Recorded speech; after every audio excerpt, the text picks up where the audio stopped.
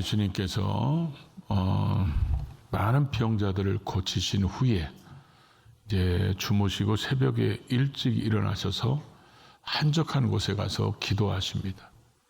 그랬더니 제자들이 따라와서 많은 사람들이 주님을 찾습니다. 그렇게 얘기하니까 마가복음 1장 38절에 보니까 주님께서 그럼 우리가 가까운 마을들로 가자. 그 가까운 마을들에 가서 전도하자. 내가 이를 위해서 왔노라 하시면서 예수님께서 친히 전도하러 다니셨고 전도하는 모습을 제자들에게 보여주셨습니다. 그리고 12제자를 키우시고 오늘 누가복음 9장에 보니까 이 12제자를 2명씩 파송해서 전도를 하게 하고 또 보고하게 하는 모습을 기록하고 있고, 오늘 우리가 읽었던 본문 누가복음 10장에는 70명의 제자를 따로 세우셔서 자기가 가고자 했던 그 각 동네, 각 지역에 이들을 둘씩 짝지어 보내심으로 인해서 주님 혼자였으면 그렇게 가지 못하지만 세운 제자들을 통해서 그렇게 가게 하시고 전도 보고를 받는 내용을 기록하고 있습니다. 다메섹에서 주님을 만났던 바울은 일생 동안 주의 복음을 전하기 위해서 그 어려움과 힘든 환경과 여건 속에 있지만 순교의 자리에 설지라도 복음을 전했던 그런 모습을 우리는 그의 서신서들을 통해서 볼 수 있습니다. 저와 여러분이 이 땅에서 예수 믿고 구원받았습니다. 우리는 복음을 들었고 복음을 누군가가 전해줬기 때문에 구원받은 우리, 아직도 우리 주변에 구원받지 못한 사람들이 많이 있기 때문에 먼저 구원받은 우리는 반드시 이 복음 때문에 구원받았으니까 우리는 이 복음을 전하는 사람이 돼야 된다는 거죠. 아마 제가 이렇게 생각하면서 어떤 생각이 드냐면, 우리가 하나님 앞에 갔을 때 제일 부끄러운 것 중에 하나가 이 복음이 나에게서 멈추는 사건이라고 생각됩니다. 갈보리 언덕에서 시작된 이 복음이 수많은 사람들이 그 핍박, 환난, 순교를 겪으면서까지 다른 사람에게 전하고 그래서 그 복음 때문에 우리가 구원받았는데, 그래서 우리가 구원받은 이 복음을 누군가에게 전해줘서 그 사람도 또 구원받고 그 사람도 또 다른 사람에게 전해주게 되는데, 우리 때에서 그걸 딱 끊쳐버리면 하나님이 다른 방향으로 일을 하시겠지만 나 때문에 내게 들어온 복음을 내 손에서 끊어버리는 것이 하나님 앞에 섰을 때 가장 부끄러운 모습이 아닐까 생각이 됩니다. 예수님의 제자들은 전도를 하고 나서 다 전도 보고를 했어요. 그러니까 여러분들은 삶 속에서 주님, 내가 오늘 이렇게 전도했습니다. 내가 이렇게 복음을 전했습니다. 이런 전도 보고 수시로 자주 하고 계시죠? 왜 아멘이 다 소풍 갔을까요? 제가 주님에게 보고할 때가 있어요. 그때가 주로 언제냐면 예수를 안 믿는 사람들을 처음으로 복음을 듣게 해서 복음을 영접했을 때, 때로는 어떤 사람이 병원에 입원했을 때, 입원한 사람은 어디 도망가지도 못하잖아요. 그러니까 옆에 있어서 복음을 전해가지고 예수를 믿겠다고 영접기도 했을 때, 때로는 하나님께서 어떻게 연결해 주셔가지고 임종을 앞둔 사람에게 복음을 전해서 그 사람이 예수를 나의 구원자로 영접하고 그 입으로 시인하고 제가 기도해 줬을 때, 이때는 꼭 주님한테 보고를 드립니다. 뭐라고 보고하냐면, 저 잘했죠. 왜냐하면 주님께서 저를 구원해 주신 그 복음 때문에 내가 살았고 이 복음을 전하라고 세워놓은 사람이기 때문에 내가 가서 그렇게 복음을 전하면 그들이 구원받으면 하나님이 얼마나 기뻐하시겠어요. 회개할 것 없는 의인 99명으로 인해서 누리는 기쁨보다 죄인 하나가 회개하고 돌아오면 얼마나 기뻐하신다고 그랬어요. 그래서 하나님께 기쁨을 누리는, 그런 한 사람이 구원받으면 하나님께 기쁨을 드리는 거잖아. 그러니까 보고를 해서 저 잘했죠, 이런 보고를 드리는데, 여러분들도 자주 좀 들으셨으면 좋겠는데, 옆에 분하고 인사 한번 해요. 그럼 보고 해본 적이 있어요? 어? 아니, 성경을 읽다 보니까 예수님의 제자들은 보고를 했어요. 70인이 와서 보고하거든요. 12제자가 와서 보고하거든요. 그러니까 우리도 우리의 삶 속에 주어진 환경 속에서 복음이 흘러가고 복음이 전해지기 위해서 살았던 삶들을 주님께 보고해야 되는데 그렇지 못한 이유가 뭔지.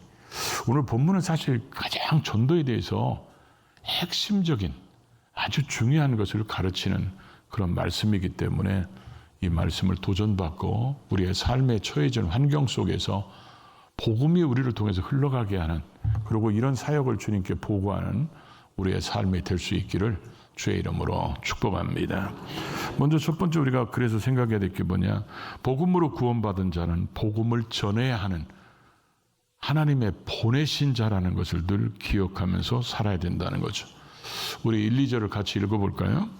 그 후에 주께서 따로 70인을 세우사 친히 가시려는 각 동네와 각 지역으로 둘씩 앞서 보내시며 이르시되 추수할 것은 많되 일꾼이 적으니 그러므로 추수하는 주인에게 청하여 추수할 일꾼들을 보내주소서 하라. 자, 거기에 보니까 주님이 지금 뭐라고 그랬죠? 추수할 사람들은 뭐요? 많다는 거예요. 추수할 것은 많다. 근데 전도하는 사람들이 대부분 특징이 뭐냐면 추수할 것이 없다고 생각합니다. 내가 전도하러 나가면 전도할 사람이 없다고 생각하는 거예요. 주님은 지금 추수할 것이 많다고 얘기하는데 지금 이제 추수할 거 심었다, 그 추수할 거 이제 좀 자라고 있다, 싹이 났다, 이제 열매 맺으려고 한다, 이게 아니라 추수할 것이 너무 많다는 거예요. 여러분, 우리나라도 지금 그렇잖아요. 조사를 해보면 당신은 어떤 종교를 믿습니까? 이랬을 때 나는 아무 종교도 믿지 않습니다. 이렇게 대답하는 사람이 51%입니다. 그러면 전도 대상자가 지금 많아요? 적어요? 산수를 잘 못해서 대답을 안 하시는구나. 그럼 우리 그리스도인들은 예수 믿는 사람은 얼마 안 돼요. 지금 20%도 안 됩니다. 그럼 나머지는 다 전도 대상자잖아요. 그러면 우리의 전도 대상자는 80% 된다는 얘기예요. 그러니까 주님께서는 그 영혼들이 구원받지 못하면 어디 가는지 뻔히 아시니까 그 영혼들을 구원하기 위해서 추수할 것은 많은데 추수할 일꾼이 적으니까 추수할 일꾼을 보내달라고 구하라, 이렇게 주님이 말씀하셨어요. 그 추수서 하라, 이 말이 원어에 보면 간결하지만 강력한 어법으로 쓰여져 있어요. 그러니까 이걸 우리 편도 쉽게 바꾸면 너희들은 반드시 기도해야 된다. 꼭 구해야 된다. 왜? 추수할 것은 많은데 추수할 일꾼이 없으니까 추수할 일꾼을 보내달라고 하나님 앞에 기도해야 된다. 이렇게 주님께서 말씀하셨다는 것이죠. 복음을 알지 못하는 사람은 절대 구원받을 수 없습니다. 그게 성경이 한결같이 우리에게 가르치는 것이기 때문에 우리는 반드시 복음을 듣게 해야 되는데 주님이 지금 이 세상을 보더라도 전도 대상자는 너무 많다, 추수할 것은 너무 많다, 이렇게 동일하게 말씀하실 거예요. 그런데 우리는 전도 대상자가 없다고 생각하고 그렇습니다. 그제 우리 권사님의 어머니 권사님이 아프시다 해서 제가 신방을 갔었어요. 지금 이제 병원에 입원하셔서 부활하셨어요. 많이 곧 퇴원하실 것 같아요. 그런데 이제 얘기 들을 때는 뭐 못 움직이시고 말씀도 못 하시고 그런다 해서 신방을 가서 말씀을 이제 기도를 하라고 물어봤더니 이 사람은 익숙한 소리를 들으면 더 반가운가 봐요. 근데 이제 익숙한 소리를 들으니까 또 제 목소리가 워낙 좋잖아. 약간 비웃는 분들은 오늘 점심 반찬 하나 빼시기 바랍니다. 그래서 제가 그때 권사님한테 구원 초청 동영상 들려드리냐 이랬더니 권사님은 그렇다고 얘기하고 딸내미가 얘기하는 소리에 제가 굉장히 기뻤어요. 계속 반복해서 듣게 했다는 거예요. 제가 배경관대학 하면서 어르신들을 모아놓고 구원 초청했던 것들을 거기만 딱 잘라서 누가 아프거나 위독하거나 그러면 어르신들한테 꼭 들려드리라고 그걸 보내거든요. 근데 그걸 계속해서 했다는 거야. 우리는 언제 어디서 누가 하나님 앞에 부름받을지 모르기 때문에 그분이 신앙생활을 얼마나 오래 했냐, 이것 중요하지 않습니다. 임종 앞에서는. 그분이 무슨 직분을 받았냐, 이것도 중요하지 않습니다. 가장 중요한 것은 그분이 지금 확실하게 구원의 확신을 가지고 계신가, 그걸 반드시 확인해야 돼요. 그게 어떤 직책이든지 상관없습니다. 직분을 받았어도. 그래서 그런 동영상을 계속 듣다 보면 본인이 스스로 고백합니다. 나 예수 믿어. 나 예수 믿고 구원받았어. 나 예수 믿고 제사함 받아서 나 천국에 갈 수 있어. 본인 입으로 시인할 때까지 계속 들려드려야 돼요. 엄마, 제가 왜 기뻤냐면 딸이 아마 나중에 이렇게 누가 위독하거나 누가 돌아가실지 모르겠다 그러면 걔 생각 속에는 구원 초청해야지, 이게 먼저 떠오를 거예요. 저는 그게 굉장히 기뻤어요. 그거를 지금 어머니 밑에서 배웠기 때문에. 그 어머니는 누구한테 배웠겠어요? 저한테 배웠지. 지금 저 자랑한 건데 눈치가 없었어요. 우리는 그런 복음을 전해야 사람들이 구원을 받을 수 있기 때문에 반드시 전해야 되는데, 오늘 예수님이 그것 때문에 오늘 본문의 말씀에 보니까 그 후에 주님께서 뭐라고 그랬죠? 70인의 제자를 따로 세우셨다고 그랬어요. 저 따로 세웠다는, 따로 70인을 세우사 했을 때 저 따로라는 말이 헬라어로 다르다, 그런 얘기예요. 다르다는 말인데, 헬라어는 다르다는 말이 두 종류가 있어요. 하나는 알로스라는 단어가 있고 하나는 헤테로스라는 단어가 있어요. 지난번에 어떤 분이 딸기를 사다 주셨는데 딸기가 진짜 주먹만 하더만요. 근데 그런 딸기는 맛이 어때요? 근데 맛있었죠. 그래서 제가 그 딸기를 먹고 딸기 하나 더 달라고 그랬어. 그래서 2개를 먹었어요. 그러면 같은 종류의 딸기잖아요. 같은 종류. 이랬을 때는 알로스라는 단어를 써요. 근데 헤테로스는 딸기를 먹었더니 너무 맛있어. 그 옆에 노랗게 익은 참외가 또 있어. 그 참외도 줘봐. 그러면 같은 과일이지만 종류가 같아요, 틀려요? 틀려. 이럴 때는 헤테로스라는 단어를 썼어요. 저 따로 70인을 세워서 하는 말은 12제자가 아닌 다른 그런 70인의 제자였다는 얘기예요. 이 70인의 제자를 세우셨는데, 저 세웠다는 말의 의미가 뭐냐면 임명하다는 거예요. 공식적으로, 공개적으로 임명했다. 그래서 예수님께서 70명의 그런 제자들을 12제자가 아닌 따로 세운 제자들을 공식적으로 임명하고 세웠다. 그러면서 그들을 내보내셨다. 둘씩 앞서 보내시며 이랬습니다. 그러니까 초대교회를 보면 전도 나갈 때 꼭 몇 명씩 나가요? 둘씩 나갑니다. 그래서 바울과 바나바, 바울과 실라 이렇게 둘씩 나가는데, 여러 의미가 있을 수 있겠지만 아마 혼자보다는 외롭지 않게 둘일 수도 있고 서로 격려가 되고 힘이 될 수도 있지만, 성경은 어떤 일이든지 증인은 반드시 뭐요? 2사람이어야 됩니다. 남자 성인 2명이 있어야 확실하게 증인으로 성립될 수 있기 때문에, 그래서 아마 2명씩 보낸 것 같아요. 근데 이 2명씩 보냈다고 이렇게 표현하는데, 내보내시며 저 단어도 헬라어에 보면 2가지 단어가 있어요. 하나는 펜포라는 단어가 있는데, 이 펜포라는 단어는 여기서 여기로 그냥 들려서 가는 거, 이런 걸 얘기할 때 펜포라는 단어. 또 거기 들렸다 가 그러면 그냥 들려서 가는 것들을 펜포라고 써요. 근데 이 아포스텔레라는 단어가 있어요. 아포스텔레라는 뜻은 뭐냐면 어떤 공적인 임무에 공적인 자격을 가지고 그 공적인 일을 행할 수 있는 권세를 줘서 파송하는 것을 아포스텔레라고 그래요. 근데 저 단어가 12제자를 내보내실 때도 저 단어를 썼고 70인의 제자를 내보낼 때도 저 단어를 썼다는 거예요. 그 말의 의미가 뭘까요? 예수님께서 구원받은 제자로 세운 그 사람들을 내보내실 때 그들이 예수님이 보내시는 목적, 예수님이 보내시는 그 뜻을 이루려면 주님이 똑같은 그들에게 공적인 임무, 공적인 능력, 권세를 줘서 내보내신다, 그런 얘기입니다. 그러다 보니까 우리는 예수를 믿고 구원받은 우리는, 복음을 들어서 구원받은 우리는 하나님께서 쓸모 없으셨으면 구원 받자마자 저도 그렇고 여러분들 곧장 천국으로 데리고 가셨을 거예요. 근데 남겨놓으셨을 때는 반드시 쓸 계획이 있어요.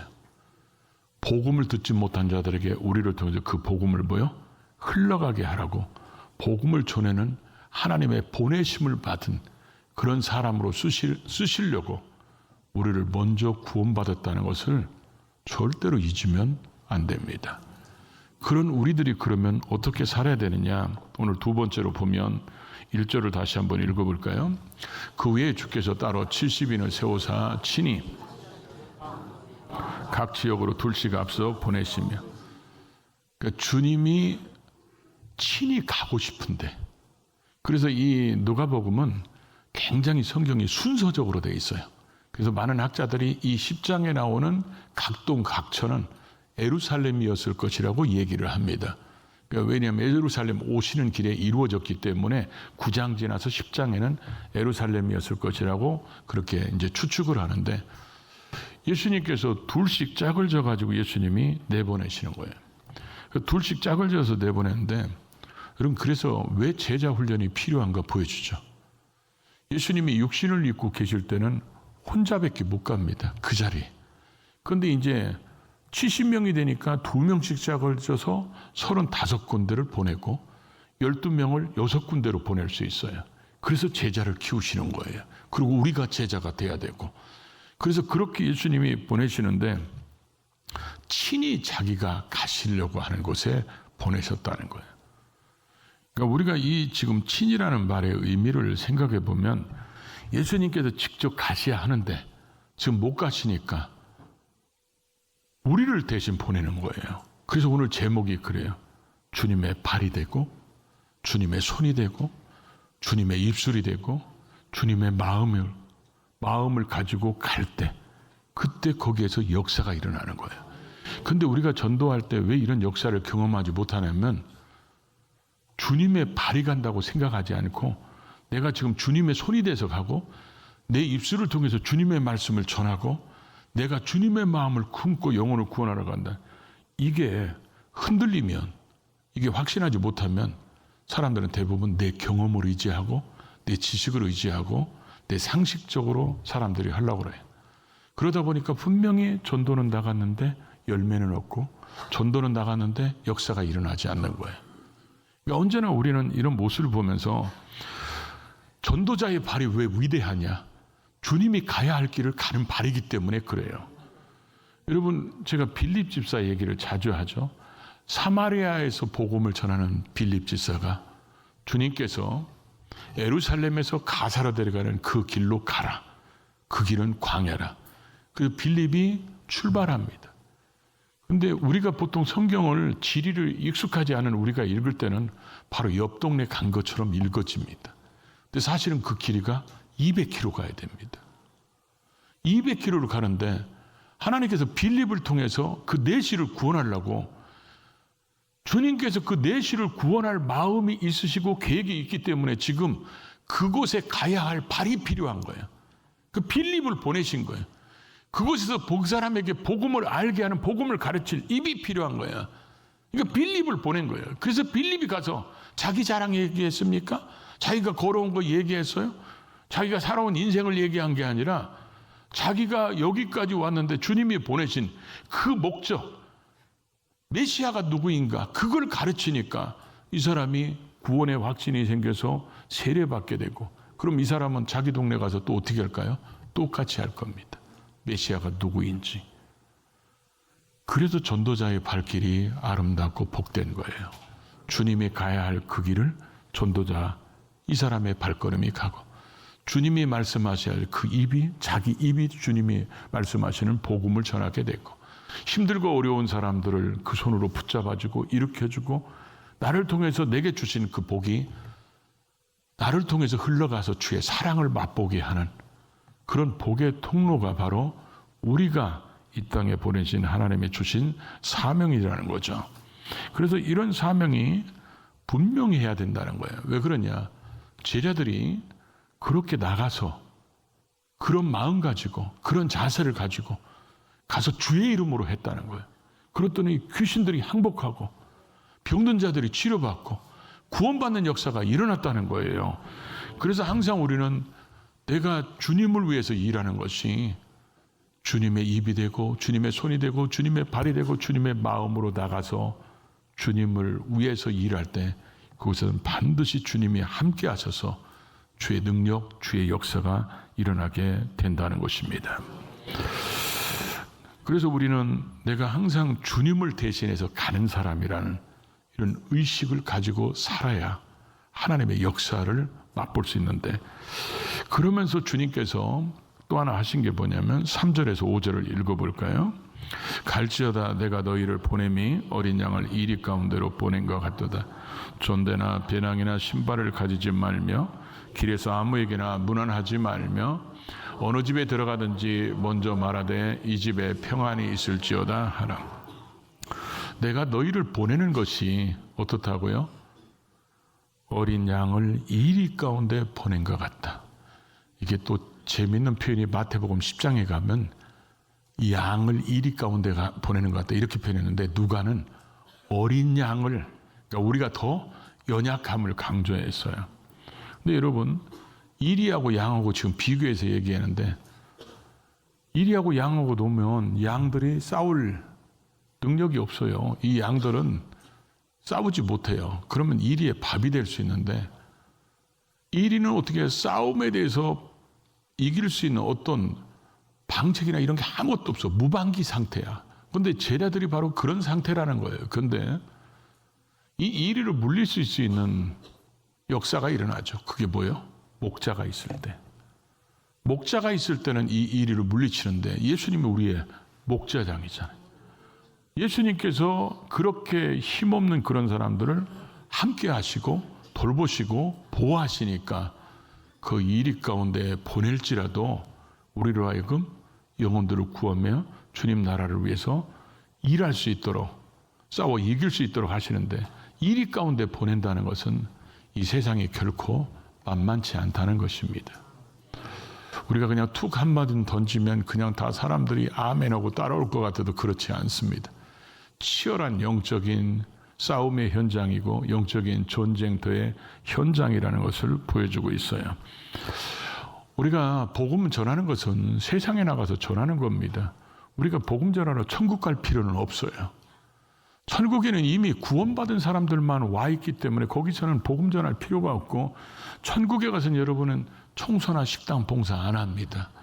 거기에서는 전부 다 우리가 누리는 것만 있고 주님을 예배하고 찬양하는 것이 있는 거지. 그래서 천국에 가면 봉사가 없어요. 그 우리를 위해 봉사하는 건 전부가 천사들이 할 일이고, 이 땅에서 우리가 할 수 있는 일은 이 세상에 가서 복음을 전하는 것입니다. 그러면서 제가 한 가지 그러면서 생각나게 하는 게 있었어요. 사람은 어떤 일이 생기면요, 다 자기 답을 원하는 질문을 하는 경우가 많아요. 제가 부교육자에 있을 때 눈이 많이 왔어요. 그날이 아마 화요일이었던 것 같아요. 월요일날 눈이 많이 오고, 화요일날은 눈은 별로 안 오는데 바람이 많이 불었어요. 그러니까 내린 눈이 막 눈보라치는 것처럼 앞이 잘 안 보일 정도였는데, 화요일날이 전도대가 보이는데 전화 오는 거야. 근데 전화가 다 이렇게 옵니다. 오늘 이렇게 눈보라치니까 안 모이죠? 그 사람은 지금 원하는 답이 뭐예요? 안 모이고 싶어서 그런 거야. 그래서 제가 그래도 보입니다. 오세요. 왜 그러냐? 우리 전도 주제가 있잖아요. 비가 오나 눈이 오나 바람이 부나. 그 오라고. 그랬더니 이제 많이 오셨어요. 그래서 제가 그분들한테 말씀을 전하고 기도하고, 오늘은 이렇게 했어요. 이럴 때 집집마다 놓고 다니면 욕 얻어 먹으니까 오늘은 딱 찍어서 나올 것 같은데 뺀질거리는 사람, 이런 집 한 집이나 두 집만 가라. 그리고 거기서 시간을 좀 길게 갖고 이따 와서 보고하라고 그랬어요. 그래갖고 저도 맨 마지막 나가는 두 분 집사님 따라갔어. 그랬더니 나온다고 하면서 안 나온다는 거예요. 그래갖고 그 집을 딱 들어가서 대문을 이렇게 미는데 삑 소리가 나니까 이 사람인 걸 쳐다봤는지 분명히 불이 켜져 있었는데 문을 놓고 하니까 불이 꺼지는 거야. 그래가지고 계속 놓고 했는데 문을 안 열어요. 그래가지고 거기서 큰 소리로 기도했어요. 왜냐하면 저 사람 들으라고. 그 기도하고 이제 딱 돌아섰는데 하나님 저한테 놀라운 감동을 주셨어요. 세 사람이 딱 짚고 온 그 발자국이, 눈의 발자국이 땅에 딱 찍혀 있는데 막 바람 부르니까 다른 것들은 다 날아가는데 그 발자국만 딱 남아 있는 거예요. 그걸 보는 순간에 저한테 주님이 이 성령의 감동을 주시면서 이 땅에 있는 모든 집들에 저런 발자국을 남겨라. 저는 그때 굉장히 충격받았어요. 그거는 눈 때문에 발자국이 남았지만 주님 눈에는 우리가 주님의 발이 되고 손이 되고 입이 되고 마음이 돼서 전도하러 다니는 거 주님은 다 아신다는 얘기예요. 그래서 우리도 전도해서 제자들이 보고하는 것처럼 주님에게 보고하고 사시는 우리 모두가 될 수 있기를 주의 이름으로 축복합니다.